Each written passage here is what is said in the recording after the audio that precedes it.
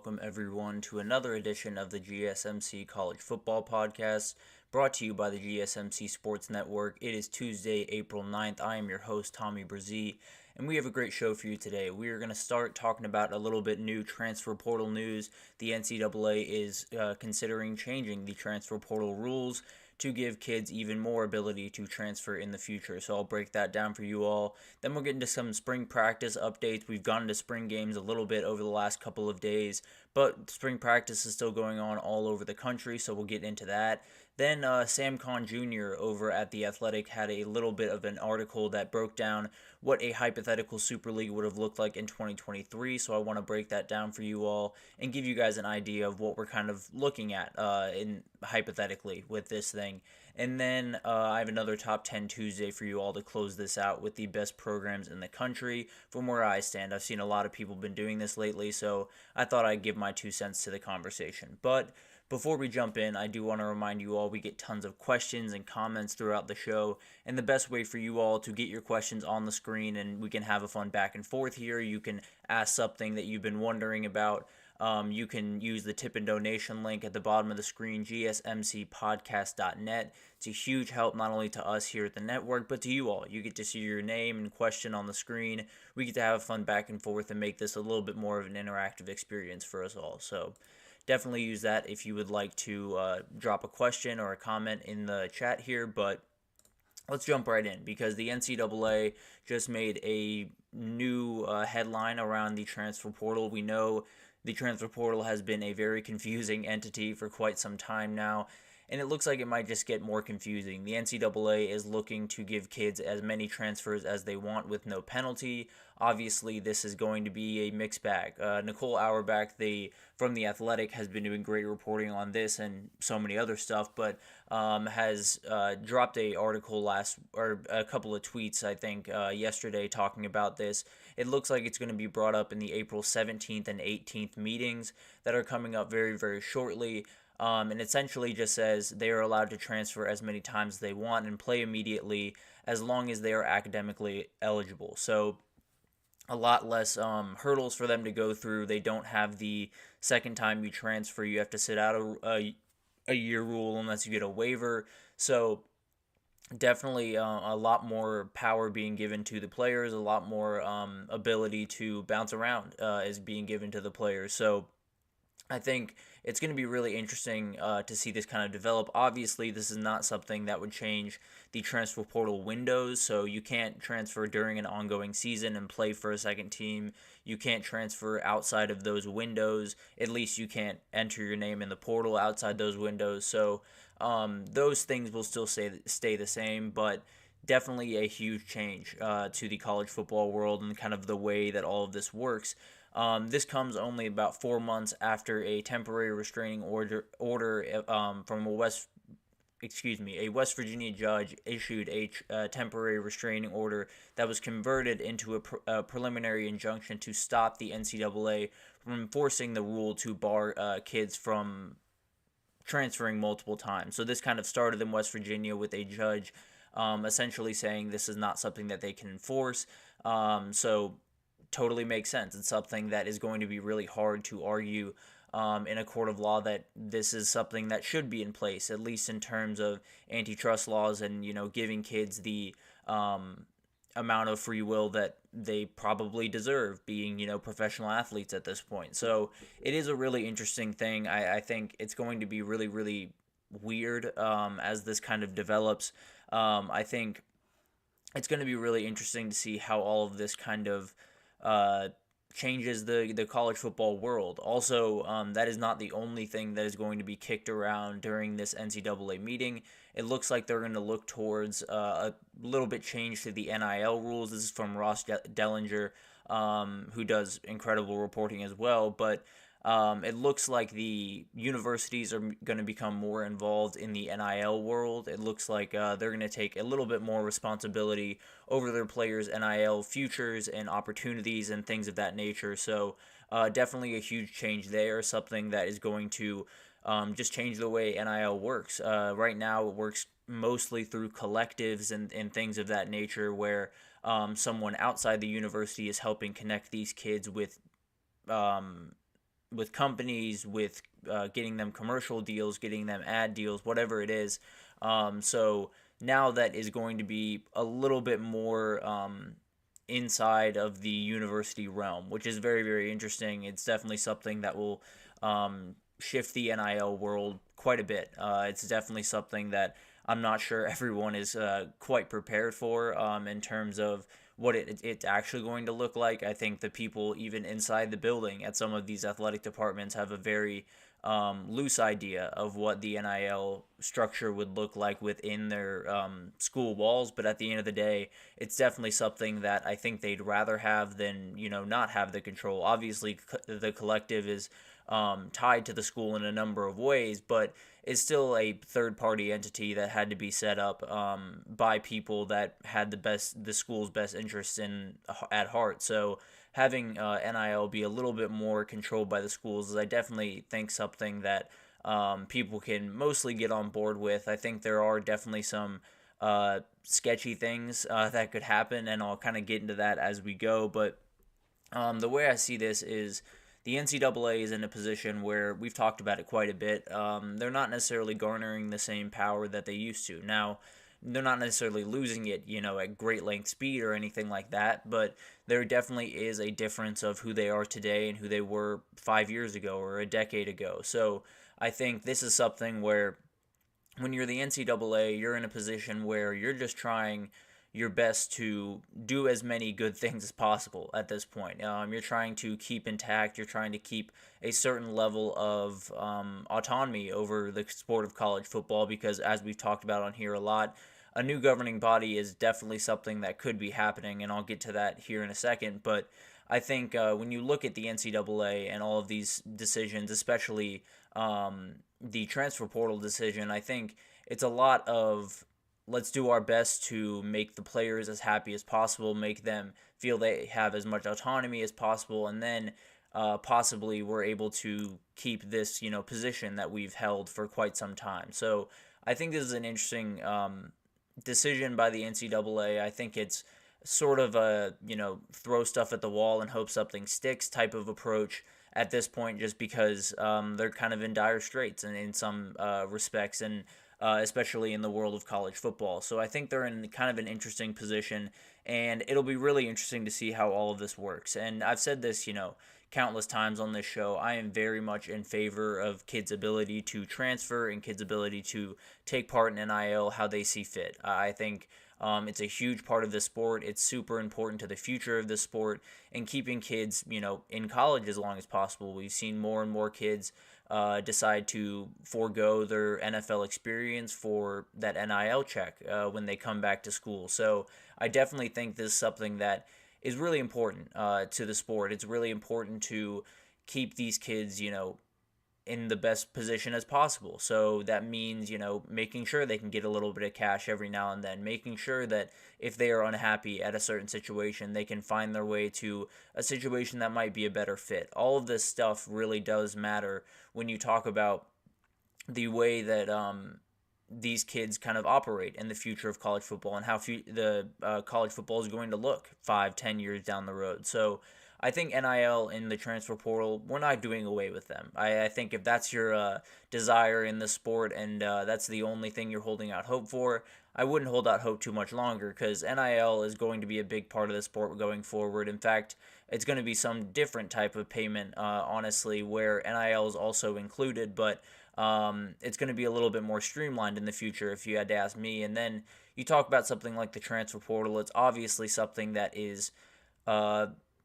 very polarizing. It's created quite the conversation around college football for these last couple of years, and it's left a lot of people very upset. We had the incredible Pat Narduzzi press conference after Jordan Addison transferred to USC, talking about the craziness that is the transfer portal, and it definitely has created an interesting relationship, I suppose, with some fans in college football and the way that they interact with it, because if kids are going to bounce around, you can't necessarily create the same bonds you would if they were to be there for 4 years and kind of develop, and you see them every day at practice and all that type of stuff. So I think all this stuff is going to be very vital to the future of college football. Now, the question is, how are you going to use these two things? Because I think we can all agree for the past couple of years, NIL and the transfer portal have been just executed poorly. I think the ideas are great. I think the entities are awesome. The execution of it is just not very good. It's been a little bit all over the place. The transfer portal rules started fairly strict and have only become a little bit more lenient. The NIL rules, the exact same, where at this point they can't really enforce anything if you're the NCAA. So you're kind of in a position where there's going to be a lot of kids either taking advantage of this transfer portal rule or using the NIL within the school type of model, and it's going to create kind of a weird ability where I think players will have a certain amount of power over what their future looks like, but they won't have a certain amount of power over how to kind of wield that and how to handle all of this crazy stuff, because NIL is one of those things that we know there have been a number of recruitments that have gone a little bit sideways because of it, and certain things were promised that were not fulfilled on. So I think there's certain things with this where hopefully if NIL is introduced into the school, it could become a little bit more streamlined, a little bit more above the board, and kind of give us a better idea of what actually is happening in the NIL world. But I do worry that unlimited transfers and not a ton of regulations around NIL will create a world where transfer portal kids in particular, I think, who are looking for a paycheck before they go to the NFL or looking for a paycheck before they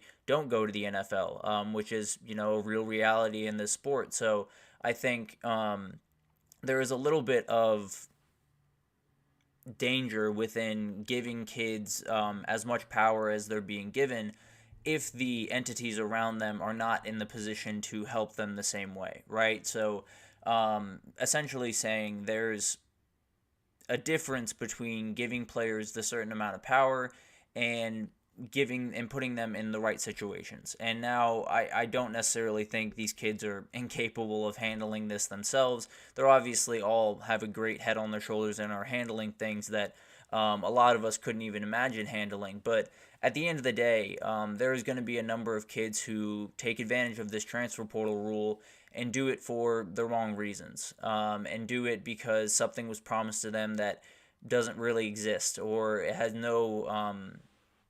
they have no indication of actually helping with. So it's going to be really interesting to see kind of all of this unfold. I think the NCAA is losing power by the day, and you need a new governing body as soon as possible. And it's not necessarily to say the NCAA has not, done their best to try to keep up with the sport and, mitigate some of the issues that we've been having, but it's just impossible for them to keep up with this, along with all the other sports that are changing every single day. So I think, people around college football have been talking about it for what feels like probably a decade, to be totally honest with you, but a new governing body for just college football is the most important thing on the table right now. I've believed that for quite some time, and nothing has been done about it just because the NCAA is still in a position of a certain amount of power right now. And I think it's definitely an interesting thing where if you add a governing body to college football, what happens to the rest of these sports? Are they under the NCAA umbrella? Are they looking for new governing bodies? There's a lot of moving parts here. So I fully understand that this is something that can't happen overnight by any means, but it does need to happen fairly quickly. It's a reason that I think the Super League has some type of legs, because there is this idea that there is this idea around college football, like I just talked about, that we need new governing bodies. We need new people in positions of power, and if we don't have them very, very soon, we're going to have a big problem. So I think there's this energy where we're looking for a lot of answers, and something like the Super League, which I've talked about, I don't think is something to worry about, at least in the short term, but people are looking for answers, and the longer this gets kicked down the road, I think the more the Super League becomes a little bit more of a viable option. So the NCAA obviously has created kind of an interesting world for themselves, and a lot of different things have been discussed and passed over the last couple of years when you talk about transfer portal and NIL. These might be the two most impactful in terms of the way that it kind of defines these two entities in the sport. And I talked about it before. I love the entities. I think the transfer portal and NIL are super important to what college football is going to be going down the road. But at the end of the day, the execution has just been really bad overall. And I think a new governing body is very important to make sure that not only are these rules enforceable, but they keep the kids in a position to succeed, because that should be the ultimate goal with these two things. They're very confusing entities that a lot of adults in the room don't understand, and when you hand it with no bars to an 18-year-old, they're going to use it, and sometimes irresponsibly. So I think there's a lot of talk around this stuff. It's definitely something that will update you on once they do vote on this in the 17th and the 18th, but at the end of the day, I think this is something that we've talked about a lot on here, which is giving players a ton of power doesn't necessarily mean giving players, a certain level of happiness and a certain level of peace of mind and putting them in the best position to succeed. So I think this is a very confusing conversation. We will definitely continue talking about it, but for the time being, we are going to take our first break here. And when we come back, we're going to talk about spring practice. We got into some spring games yesterday, but spring practices are still happening all over the country. We are going to bop around the U.S. all over the place, to be totally honest with you. And we will break down all of the updates from spring practice right after this, so stick with us. I feel like I'm losing my mind. Is everybody in the world blind? Please, Lord, give me a sign, a sign. I feel like I'm losing my mind. Is everybody in the world blind? Please, Lord, give me a sign, a sign. I wanna be the greatest. Everybody on the face shit. I look around and feel like everybody is the fakest. I make this every day and I'm impatient. Hoping one day I blow up from the basement. Statement, the top is so vacant. I don't hear shit that I think is amazing. Waiting for my day when I'm playing. Sold out shows for 1,000 faces. Hey, give me that crown. Get in my way and to be put down. It ain't your place, all this my town. If I want that shit, then I'll get it right now. I'm losing it, the noose it fits. I'm losing shit, a stupid myth. You choose to live or choose to dip. You choose to fight or lose your grip and lose a gift. I feel like I'm losing my mind. Is everybody in the world blind? Please, Lord, give me a sign, a sign. I feel like I'm losing my mind. Is everybody in the world blind? Alrighty, welcome back everyone. We just talked about a transfer portal and NIL rule change that will be popping up later this month in the NCAA Rules Committee meeting. We will definitely update you on that as it kind of comes. We'll see if unlimited transfers are on the horizon, or maybe we can nix that and continue on the way things have been. But let's jump into some spring practice updates and get you guys kind of updated on everything that's happening across the country. We had a ton of teams play this last Saturday, mainly Clemson, Auburn, and NC State. So they are done for the spring. They will reconvene sometime during the summer. But we have tons of teams that are still in practice. We have a huge weekend this upcoming weekend with Georgia, Bama, and many more in action. And then the following weekend, you have Texas and Oklahoma and so many more in action that week. I think Ohio State as well is in action that week. So let's jump around the country. Let's go all over the place and get you updated with little tidbits from everywhere, pretty much. But let's start at Texas. And Texas had a scrimmage this past weekend, which was also a huge recruiting weekend. We'll probably do a recruiting update tomorrow, so definitely stay tuned or check out that tomorrow. But Texas had a scrimmage this past weekend, and it looks like the defense won the day. It looks like the defense had a ton of really, really good plays, had a ton of guys that stepped up in really big ways. It sounds like the defensive tackle position is being held down by Alfred Collins and Vernon Broughton right now. Obviously, that can change throughout the offseason. I think they will be a team that looks for a defensive tackle in the portal, so that's definitely a possibility. But It definitely looks like the defense won the day overall. Now, the offense seemed to have won the red zone period, so that's definitely a plus for them, something that was a big time struggle for them last year, so definitely a good sign over there. And then on the offensive side as well, Jaden Blue had an incredible day, apparently. Definitely a guy that is ready to burst onto the scene with Jonathan Brooks walking out the door. Cedric Baxter is likely the starter there, but Jaden Blue, when he gets on the field and has the ball in his hands, is a special thing to watch, that's for sure. But let's move up to Columbus, Ohio, and let's talk about the Buckeyes. And I talked about it a little bit yesterday, but we have a real QB battle going on in Columbus. Devin Brown has made it very clear that he is not going anywhere, that he is not backing down from the challenge, and I fully believe him. He is someone that looks like doesn't take no for an answer, to be totally honest. He is very, very hardworking, is someone that has kept his head down during all of this turmoil that has happened, especially around the quarterback position in Columbus, and has just gone to work. And Will Howard has not necessarily looked like the guy that we all expected.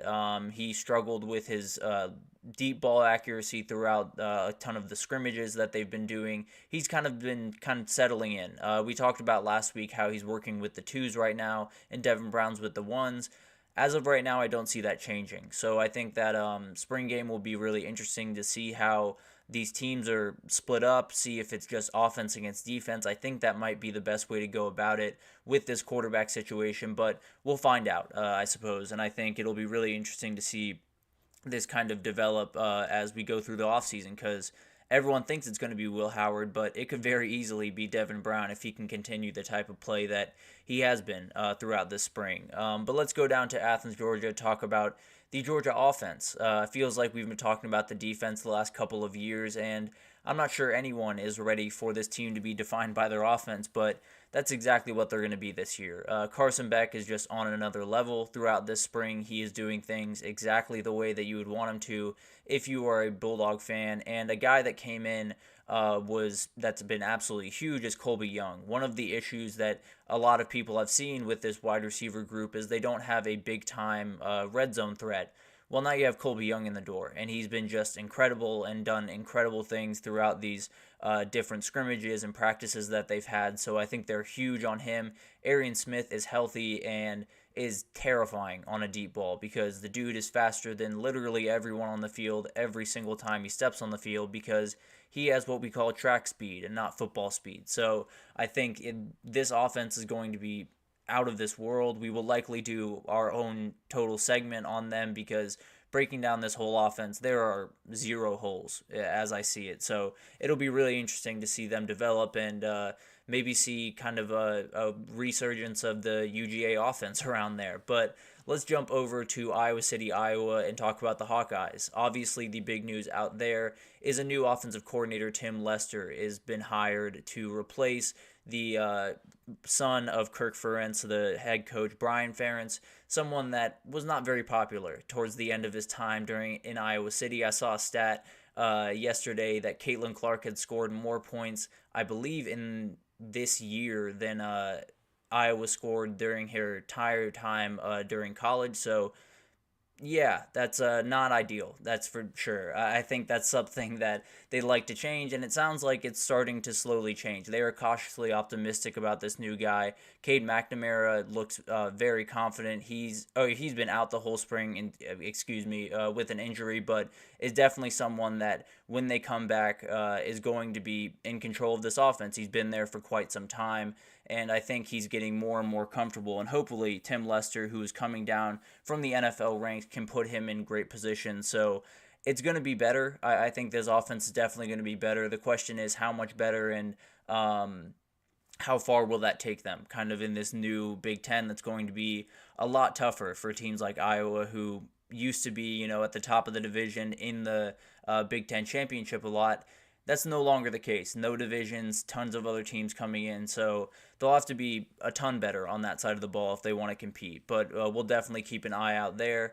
But let's go over to Knoxville and talk about the wide receivers. It sounds like the Tennessee wide receiver group is a lot more strong than some people might have thought coming in. They're bringing in Mike Matthews from Parkview High School over in Georgia and Braylon Staley out of high school. Two very, very talented guys that can definitely add to them. They also got a transfer from Tulane, Chris Braswell the second, and got Dante Thornton and Squirrel White getting big time playing time. Both guys that can be huge time players for them. So I think this wide receiver group has plenty of guys to choose from. I think Nico Iamaleava will not have to, push the ball to one direction a lot. I think Dante Thornton will likely be the go-to guy if I had to guess, but at the end of the day, there's tons of other guys in this room, and very excited to see what all these guys can be put together, because as we know, when Josh Heupel has the quarterback and the wide receivers in place, things get really interesting in Knoxville very quickly. So we'll definitely be keeping our eye out there. But let's move on over to Tuscaloosa, Alabama, and talk about the Crimson Tide. And one of the issues that we've been talking about, feels like ad nauseum, about Alabama is the back end of that defense. They lost so many guys through the portal. They lost so much talent to the NFL and to the portal. So they're going to be replacing a ton. The good news for them, they brought in a ton of young guys that are proving to be big-time players right away. Xavier Brown, a guy out of Mater D High School in California. Red Morgan, someone that was a little bit off my radar, and I think off a ton of people's radar, has popped up at safety and played really, really good football for them during this spring. And then Jalen Mbakwe is someone that came in super highly recruited, was very excited about this kid, but he's proving to be exactly who they thought he was. So very, very exciting news out there. You should definitely feel a little bit better about the back end of this defense if you're a Bama fan, but I would not be surprised if they still dip their toe into the transfer pool for that position, because you can never have too many DBs, especially in a room that doesn't necessarily have an alpha or a guy that has a ton of experience outside of Malachi Moore, obviously. But in other news around Bama is Parker Brailsford came in thinking he was going to be the starting center. Well, it sounds like James Brockermeyer is going to be the guy, at least for the time being. He is leading that battle right now, and he's someone that I think could definitely win this out. We know Parker Brailsford had a great year at Washington a year ago, but James Brockermeyer has been at Alabama for quite some time now, has been working really, really hard, and was ready to take that next step next year, and it looks like he might just be able to do it. Even though they transferred in someone from Washington, he might just beat him out and be able to take the reins there. So that's definitely something to watch. As we know, center is a huge position for Alabama this upcoming year, coming off a year where Seth McLaughlin was not necessarily what you wanted at center, that's for sure. But let's move on over to Virginia Tech and talk about Kyron Drones. He is someone that I think a lot of people are starting to talk about. He was kind of behind the scenes a little bit last year, a little bit under wraps, but he's someone that has gotten a ton of praise throughout spring with the Hokies. He's someone that definitely burst on the scene a little bit last year and can do even more things this year. I think he could definitely shake up the ACC if he can hit big time in 2024, because the ACC, as we've talked about a little bit on here, is pretty wide open. So very excited for Kyron Drones. I think he's someone that will be very interesting to watch this year. Another quarterback in the ACC, though, that we need to talk about is Malik Murphy. He went over from Texas to Duke this offseason, and he's looking the part thus far. He is a very natural leader. He's super vocal. He's someone that was that way at Texas, even though he wasn't the starter, was definitely a leader on that team. So when he came over to Duke, it was going to be no different. He is very, very comfortable. It's incredible, his ability with the ball in his hands. He can absolutely sling it and has arm strength for absolute miles. So I think Duke fans are very excited about this kid, and if he can hit his ceiling, I mean, it's very hard to even know what that ceiling is, because it's going to be incredibly high if they can all put it together. But let's move on over to Eugene, Oregon, and talk about the quarterback situation. There was a little bit of worry, I think, when Dante Moore and Dylan Gabriel both came in through the portal. There was questions, how was that going to work? Both these guys were starting a year ago. How were they going to kind of get along, and how was that going to shake out, and it looks like it's shaking out about as well as you could have hoped. Dante Moore has gotten on campus and apparently been very, you know, almost like a veteran kind of presence where he's very comfortable in his position, knows exactly what he needs to do every day, comes to work and just kind of, does what he needs to do and goes home and watches film, does everything right, essentially. And then you add someone like Dylan Gabriel, who apparently his leadership qualities are being huge for that team, which is something they're absolutely going to need. Tons of guys walking out the door, mainly Bo Nix, and if you have someone like Dylan Gabriel come in and really take those reins, I think it could get very interesting for Oregon very quickly. So I think this quarterback situation that could have been a little bit, sketchy and gotten them into a little bit of trouble is honestly working out perfectly. It'll be Dylan Gabriel in the fall, and then Dante Moore will likely be ready to roll whenever they need him. So good news out of Eugene. Then let's move down to Tallahassee, Florida, and let's talk about the quarterbacks again. DJ Uiagalelei made his way down to Florida State from Oregon State this past year, and he's finding his footing. Definitely started a little bit slow, learning a new offense, that type of thing. It's never going to be easy to start, but it seems like he's definitely getting more control over the offense, a little bit more control over the situation he's in. Obviously, it's a very different proposition to be the starter of a team coming off a 13-1 season to a starter of a team like Oregon State, who's kind of, playing with house money in a certain way. So DJ is definitely going to be under quite the spotlight, especially going back to the conference that he left a little bit ago, but I think he's becoming more and more confident, and I expect him to be a great leader for them this upcoming year. But let's go over to LSU, and let's talk about the defense. That's the talking point all offseason, and it should be. And it sounds like they are cautiously optimistic of the group that they have. I mean, I've talked about the staff pretty much ad nauseum. I think it's the best rebuild staff that I've seen in quite some time. Especially on that side of the ball. I mean, Blake Baker is a great defensive coordinator. Adding someone like Bo Davis cannot be overstated enough. He's someone that is going to be huge.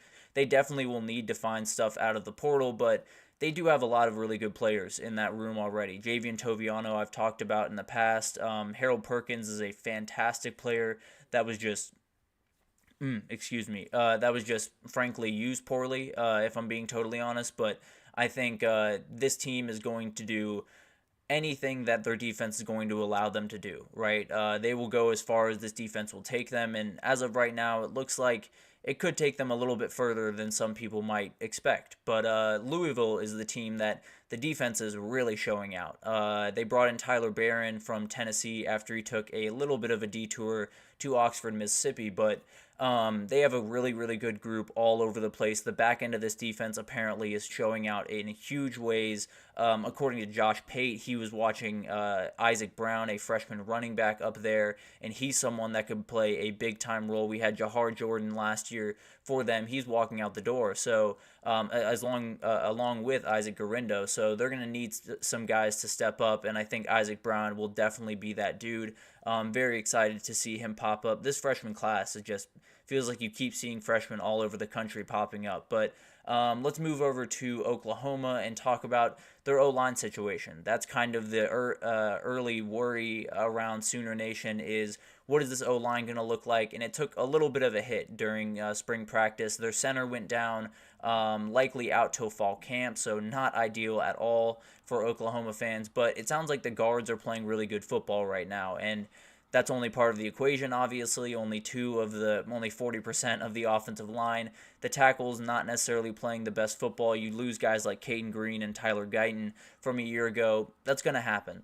So this is definitely going to be kind of a learning experience for them. I think 2024 could be a little bit tough, but I have full faith in Bill Bedenbaugh to put together a group that, at the very least, will give Jackson Arnold a shot back there. And then Dion Burke is someone that's really showing out for them at wide receiver. A transfer that came over from Purdue is remarkably talented, and Jackson Arnold's arm strength will give him plenty of abilities to make big-time plays in the fall. And then let's finish this out with Kentucky, and let's talk about the kid that we've talked about quite a bit on here, and it's Brock Vandagriff. He just keeps impressing. He is doing everything that they want.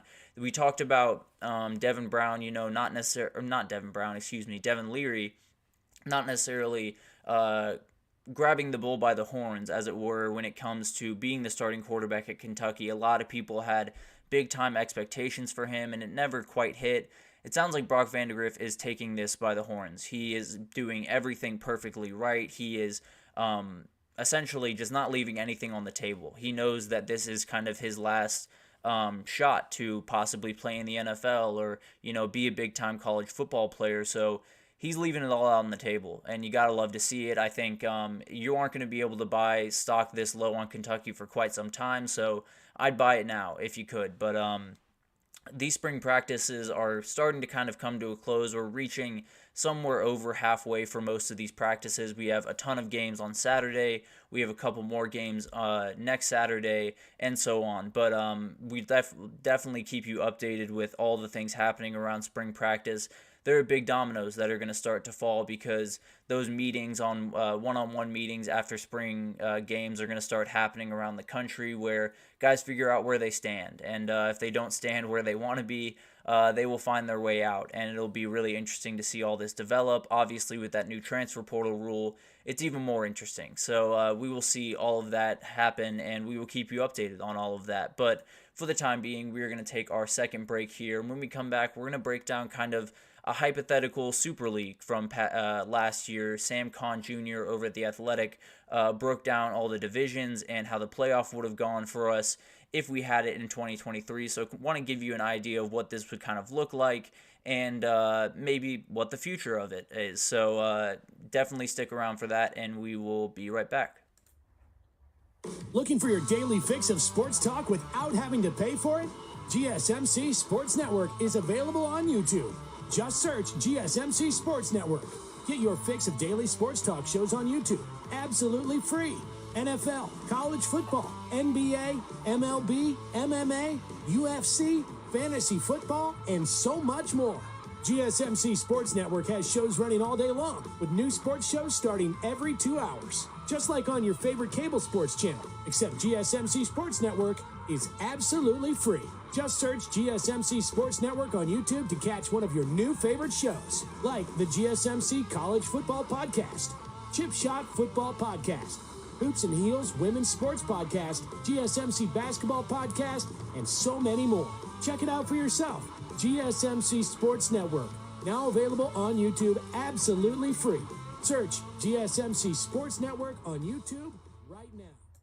Alrighty, welcome back everyone. We just talked about a little bit of spring practice update, give you guys an idea of what's going around the country as scrimmages and things start to heat up before spring games for a lot of these teams. But now let's talk about this Super League. We talked about it last week, kind of broke down what the idea was, broke down kind of the merits of it and why I tend to think it's not necessarily going to be a big problem for the next couple of years, but definitely is something that could be coming down the road. I won't lie, because as we talked about earlier, I think there are a lot of people in college football that are looking for answers, and if this is the answer, then they might just take it and run with it. But let's jump into kind of what this would look like, particularly last year, what this would have looked like. Sam Kahn Jr. over at The Athletic kind of broke it down for us. Huge shout out to him, because there's a lot of manpower. There's a lot of work that went into this, so definitely appreciate that from them. But let's break this down for you all and kind of give you an idea of what we're looking at. So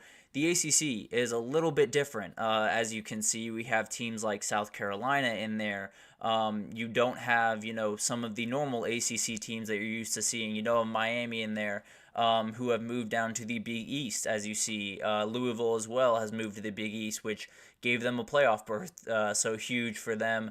You have Notre Dame in the Big East over there, West Virginia, where they honestly should be in the Big East. I think that's home base for them, if I'm being totally honest.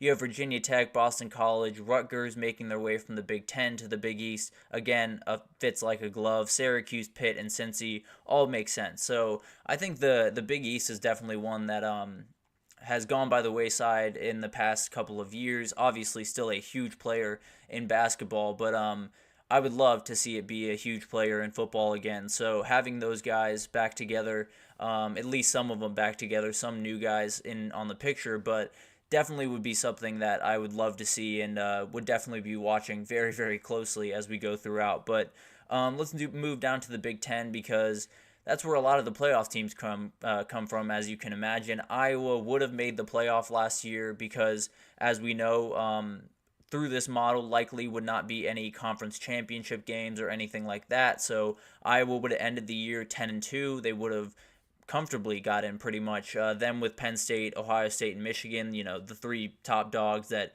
everyone expects to be in most years as we move even into the 12-team playoff and not even the 16-team as it would be in this model. But now this is the really interesting division because it's all over the place. They're calling it the frequent flyer division because there's a lot of travel for these teams for sure if this was the division they were to be in. But Missouri would be the winner out of this division. Obviously a remarkable year last year. They beat Kansas State in a game earlier in the season, so that one actually would have worked out with this division. You have teams like Kansas, Utah, Iowa State, Northwestern, UCF, Nebraska, BYU, and Colorado. So kind of an amalgamation of a little bit of Big 12, a little bit of Big 10 in there with Nebraska, but that's kind of old Big 12 anyway. So a lot of Big 12 teams, and then Missouri, that used to be Big 12. Northwestern's kind of the weird one in there, if I'm being totally honest. But definitely an interesting conference. I would really like that one just because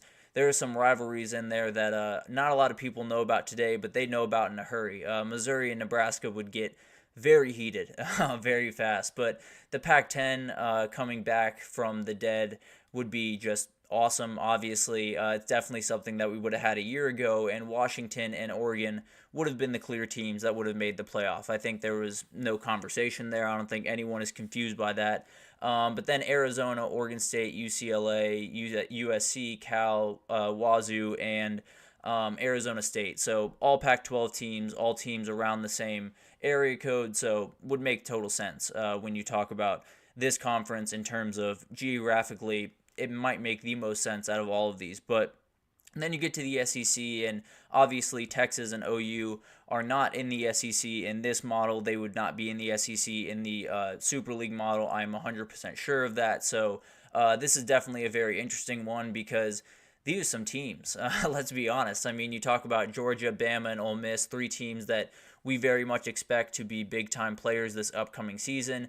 Then you have LSU, Tennessee, Kentucky, Florida, who can be good pretty much anytime they really decide to be and start getting really, really serious down there. But this is quite the conference that we all expected it to be, obviously, being the SEC. But definitely really interesting, something that if you got to see Georgia play Alabama every single year, I think that one would get even more heated than it is today, and it's already pretty intense. But finally, the conference that I am so excited to see on this list is the Southwest Conference. It's the one that I never really got to see. It was a little bit before my time, but man, it's something that I really want to see. You have Texas, SMU would have made the playoff in this model.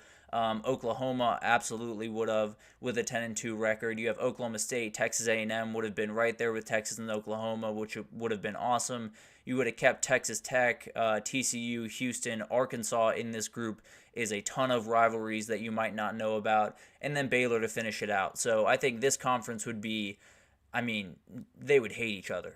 It would just be insane amounts of hate going on around this Twitter space for sure. But finally, let's get to the promotion division, and this is the group of 5 teams. This is the teams that are not protected year over year. They would be fighting for promotion and relegation throughout the year, and it would kind of be a rotating cast of characters. Not exactly sure where the cutoff would be. Maybe, I think it may be 2 at the bottom or 3 at the bottom. Not exactly sure, but whatever that is, this is a really fun group of teams that could definitely make some noise going forward if this were the model in a couple of years. Tulane would have been the team that made the playoff in this model. Totally makes sense. A remarkable year for them. In fact, got their coach a Power 5 job with Willie Fritz moving over to Houston. But you have Toledo. Troy is a team that I've talked about a lot. Another team that their guy moved on to Tulane, the team that is in the playoff here. But you have Ohio, UTSA, Fresno State, Boise State, Coastal Carolina, Navy, and North Texas. So obviously a mixed bag. It's going to be a mixed bag pretty much every year if this was the model that was in place. But a really fun group of teams. Coastal Carolina is always a very interesting one. Tulane, another that is always in the mix. Obviously, that USC win a couple of years ago is their what they hang their hat on, but I think they're going to be around for quite some time, even with a new head coach in John Summerall and a new quarterback in Ty Simpson this upcoming year. So definitely really like these groupings. I think it's definitely a really interesting idea. I'm a little skeptical of the way that the playoff would work, just because if you're doing a situation where it's just best record, someone like I don't know, someone like Clemson, who's playing in the ACC, who might be a little bit weaker than someone in the SEC, having a 9-3 Tennessee against a 10-2 Clemson.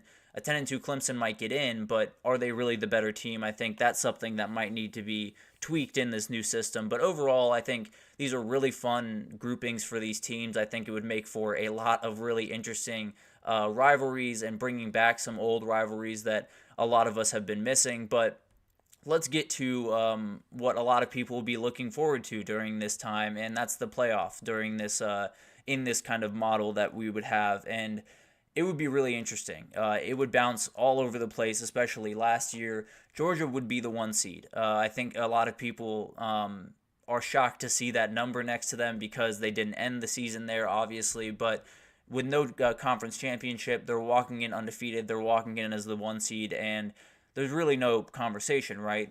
They were firmly at number 1 going into the last week, and firmly would have been there if they had won that. So if the game didn't exist, they firmly would have been there again. So, but they would have played SMU, would have rolled over them. I think we can agree on that. Oregon, same thing with Tulane. Texas against Penn State is very, very interesting. For some reason, that 5-12 always brings up something, regardless of sport. But I think this one would be very interesting. But yeah, I'd take Texas over Penn State, as Sam Conn did here. You have Ole Miss and Florida State. I think the health of Florida State towards the end there might have done them in against Ole Miss. That offense would have really spread them out and made it a little bit tougher to kind of work the way that they wanted to. But honestly, I would not have bet against Florida State in a lot of these games, just because the willpower that they were playing under towards the end of the season was just insane. Bama would be kind of towards the bottom here instead of in the playoff as they were this past season. They'd be the 11 seed going up against Missouri, and I think they likely would have gotten that win. They were playing incredibly good football towards the end, as we saw in Atlanta, and I think this Missouri team, while had an incredible year, I think Bama would have come ready, and especially with some time to prepare, it would have been a tough day for Missouri for sure. And then Washington would have played Oklahoma. I think that would have been a really, really fun game. I think Washington would have won. There's just too much talent on the outside for Oklahoma, but that would have been a really, really fun one to watch for sure. And then you had Ohio State over Louisville. I think that makes sense. Louisville would have definitely given them a run for their money, a very good defense a year ago, but I think Ohio State would have done enough. This would have been a very low-scoring affair. And then Michigan over Iowa, that's a no-brainer. That was one that happened. That was one that we saw, so didn't have to think too much on that one. And then you get to the quarterfinals. You have Georgia versus Oregon, which would have been incredible. That would have been absolutely appointment television. Would have loved to watch that one, but did not get it. Would have gotten it hypothetically in this breakdown, but Georgia would have beaten Oregon. I think that makes sense. I think Texas over Ole Miss makes sense. Ole Miss just likely wouldn't have been able to play the defense that was necessary. Washington over Bama, that one would be close. I'll be totally honest. I think if those two matched up in the playoff this past year, that would have been a very interesting game, just because of the two very different styles that they play, and kind of the different just way they go about business. So it would have been really interesting to watch that one. And then you get Michigan, Ohio State again, and you can't pick against the Wolverines when you're talking about them right now. So they definitely would have won that one. Then you move on to the semifinals. You got a team like Texas playing Georgia.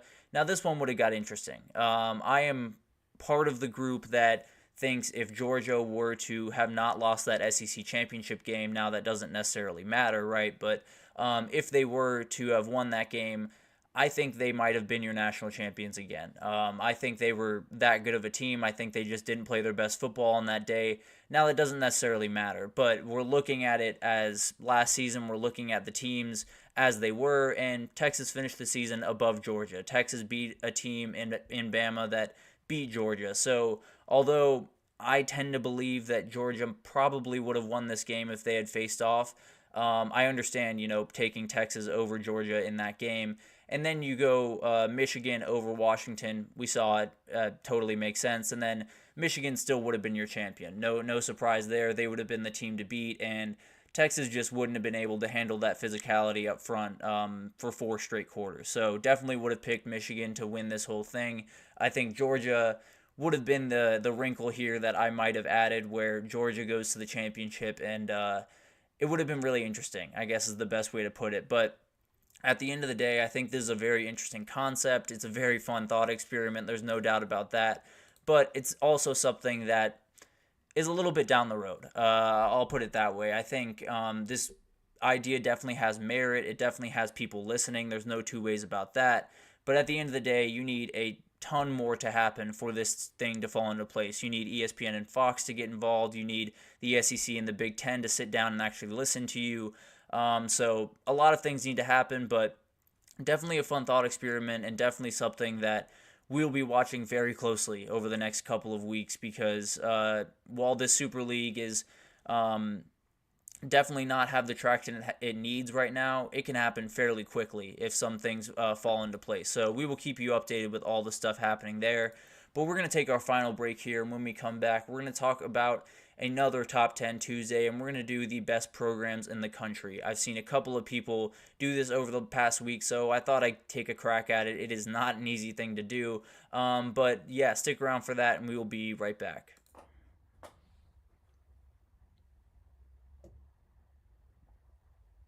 For the best and latest podcasts available anywhere, go to the podcast app on your cell phone and type in GSMC to access free content-rich podcasts on health and wellness, book reviews, sports, entertainment, relationships, social media, movies, technology, finance, and even weird news. Subscribe and download the GSMC Podcast Network's family of shows, available everywhere podcasts are found.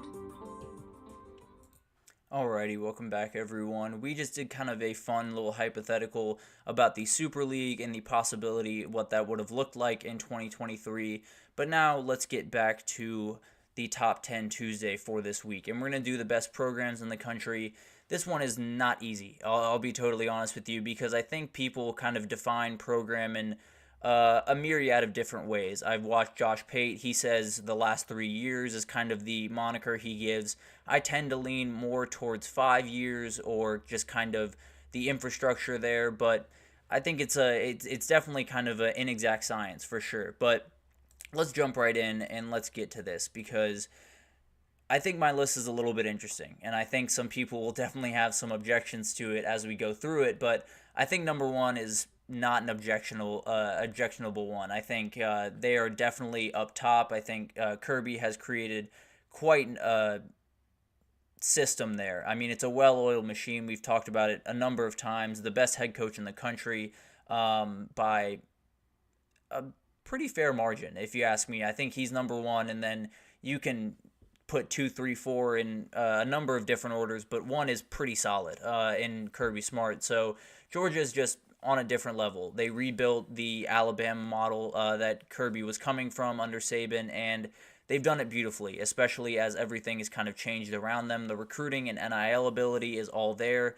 There's nothing that Georgia cannot do. So they are definitely number one. The recruiting footprint is insane. So Georgia's the slam dunk number one here. Then you get to kind of a different one with Ohio State. I've seen Bama in this position. I've seen Michigan in this position, but when I look at Ohio State, I think there are a lot of people that see a big hole at head coach. They think Ryan Day is not the head coach that some people think he is, including myself, think he cannot win the big one. And I understand that impulse. I understand, not having seen something happen. It's hard to kind of imagine that coming to fruition, especially the way that they've played against Michigan the last couple of years. But I think Ryan Day is doing everything he needs to be doing, especially this offseason. I think he's done an incredible job of taking stock of what his program really looks like and what it needs to look like. And I think one of the big things he did was bringing in Chip Kelly as the offensive coordinator. I think that's going to be huge for them. The staff is just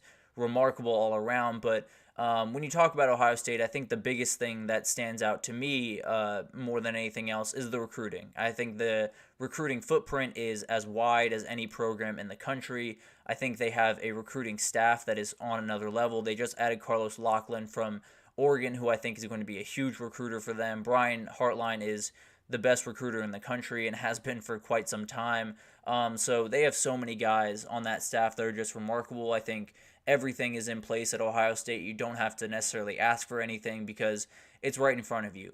So I would put Ohio State right up there with Georgia. I think they're definitely just a tick behind just because of the recent struggles that they've had. But I would say in terms of infrastructure, in terms of ability to keep up with the times and everything, I would have Ohio State at 2. And then at 3, I would have Alabama. I think the infrastructure is as good as there is in the country. The system is well-oiled machine, as we just talked about with Georgia, and it's because of the guy that Kirby Smart learned from in Nick Saban. He has obviously walked out the door. I don't have many questions about Kalen DeBoer and his ability to take this job in stride, but there's always a question there, right? There's always a question of this remarkable change that has happened around Alabama these past, 4 months is something that they haven't seen in quite some time. We haven't seen in college football in quite some time. So it'll be really interesting to see how they handle that. That's really my only worry about Alabama, but in terms of who they are as a program, it's as solid as they come, that's for sure. But excuse me. Let's get into Michigan. I think they are the number 4 here, and to me, the real reason is they have as clear an identity as any program in the country. You know exactly who Michigan is day in and day out. You know they're going to be hard-nosed, hard-working, blue-collar, all that type of stuff that Jim Harbaugh loves to talk about. And obviously, with Jim Harbaugh walking out the door, there's a little bit of worry. I think there's definitely a ton of staff turnover, some of which was easier, some of which was not easy at all to figure out for Sharon Moore and this new staff. But at the end of the day, I think they're in a fairly good position to stick the landing in 2024, and if they do, they could definitely jump up even higher on this list. Obviously, the pockets are absolutely incredibly deep up there in Ann Arbor. They have no worries when it comes to NIL and that type of thing. So I think this team is going to be very good going forward. I do worry about, can they stick the landing with all of the changes? But at the end of the day, if they can do that, I mean, they're one of the top, if not have the ability to be the top program in the entire country. But at the 5 position, I have Texas, and some of this is a little bit kind of, I don't want to say hedging, but there's this hesitant, I think, is the best way to describe it when I'm talking about Texas at 5, because everything is right there. I don't think there's ever been any question that Texas has the money, they have the talent in that state, they have the brand power to walk around and say they're Texas and people listen and that type of thing, and all of that is really, really great. But there is, a difference when things really start rolling. I think they hired Steve Sarkisian, and things have slowly started to kind of build up over there, and they're finally towards the top of the game. I mean, into the playoff, doing incredible things last year, but now the pressure really starts, and things get really real for the staff, for Steve Sarkisian, for everyone around this program. So how they handle that will be huge. This is another program that absolutely can be number 1 program in the country potential, but at the end of the day, they have to stick the landing these next couple of years, especially this upcoming year. And I think this is going to be a huge year for them, but a huge next couple of years just for this program and making sure that they stick in that 5 spot and even move up a little bit as we go on here. But at the 6th position, I do have LSU. I think this is one that people might not agree with quite as much. I think some people might have them a little bit lower, but I don't see many holes in this LSU program as we move forward. I think since Brian Kelly arrived, those holes have kind of started to disappear, right? We started with the just kind of turmoil around him, and he kind of settled everyone, got a really good transfer portal class in there, played some really good football his first year, and then, obviously went to the SEC championship, did remarkable things, and then this past year, the defense was the problem, and he's addressed that in a huge way this offseason with the staff that he's brought in. So I think this program is one of those things that a lot of people, you haven't seen since 2019. Obviously, you haven't seen them win a title or really, compete at the very, very highest level. Obviously, the SEC championship was huge, but a lot of people walking into that one expected Georgia to win, and that's exactly what happened. So I think this is a program that there's definitely some skepticism around them, but the roster is always going to be elite. Being the recruiting power they have in Louisiana is remarkable. The staff is getting better by the day. So I think it's going to be a really, really good couple of years for LSU, and I think when you look at them as a program, there's very few infrastructure things that are needed over there in Baton Rouge. So that's why I have them in the 6th position. In the 7, I have Oregon, and it's really a lot because of the head guy. I think we talked about Kirby kind of implementing that Nick Saban approach when talking about building Georgia. I think Dan Lanning is doing the exact same thing at Oregon, and I think it's going to take a little bit longer than it took Kirby down in Georgia just because of the recruiting footprint they will have at Oregon. But at the end of the day, joining the Big Ten and being able to expand that is only going to help them. So Dan Lanning has been executing a vision since he's gotten there, and I think he's been doing it incredibly well. And I think this year and 2025 is going to be 2 years that will really define this program moving forward, where they can move up, into the 5 or 4 position here. They can move down into the 11 or 12 position. But I think people might slightly forget just how big of a juggernaut Oregon can be if they are really cruising like they were, all those years ago with LaMichael James and Kenyon Barner and all those incredible players that they had. But number 8, I have Notre Dame, a team that this one's kind of a no-brainer. They have to be on this list somewhere. They're always going to be in a great position. Their relationship with NBC is a huge help to that. The roster is always going to be great because it's Notre Dame. A certain amount of kids just want to go to Notre Dame for whatever reason, and it's going to be always a great roster. The staff is getting better and better. Recruiting is becoming more and more of a strength out there as Marcus Freeman kind of gets his hands... I'm so sorry about that. I accidentally just pressed something I shouldn't have. But the recruiting is getting better and better as Marcus Freeman gets more comfortable in that position. And he's someone that I think is one of the more underappreciated names in all of the sport. He does incredible things over at Notre Dame pretty much every single season. So I'm very excited to see what he can kind of build out there as they kind of bring in more recruiting staff. We talked about Deuce Knight a couple of times on here, a recruit that's coming into them, a very, very talented quarterback that could be the quarterback that kind of takes them back up to the top. So very excited for the future of this Notre Dame team. And then we finish out with 2 ACC teams in Florida State and then Clemson. And this was kind of a tough one to order. I was very tempted to put Clemson over Florida State because they have been kind of that more consistent, sustainable model to me in terms of, just the way they go about business. Obviously, there is some worry around the way they handle the transfer portal, but I think there is, some worry around the way Florida State handles the transfer portal in that they might, dip their toe in a little bit too much and might get themselves into trouble some of these years where these portal players aren't going to hit every single year. But at the end of the day, Mike Norvell has been taking full advantage of what Florida State has to offer, has been doing a remarkable job in the transfer portal and recruiting in general. And I think he could definitely jump up this list, and this program could jump up this list this year. And then we'll finish it off with Clemson. People will probably call me crazy, but Clemson wins a lot of football games. It's really hard to win as many football games as they have over the past 5 years, and they've been really remarkable. And obviously, having someone like Dabo Swinney helps this because you have one of the best coaches in the game. There's definitely some question marks around him right now, especially with the way that he's adapting to the new world that we live in. But at the end of the day, he's still one of the best coaches in the country. He still recruits at a remarkable clip, hired a great guy in Garrett Riley this past year. So I think there's a lot of things moving in the right direction. I think the identity is very clear. The recruiting is always going to be awesome. They're still bringing in big-time talents.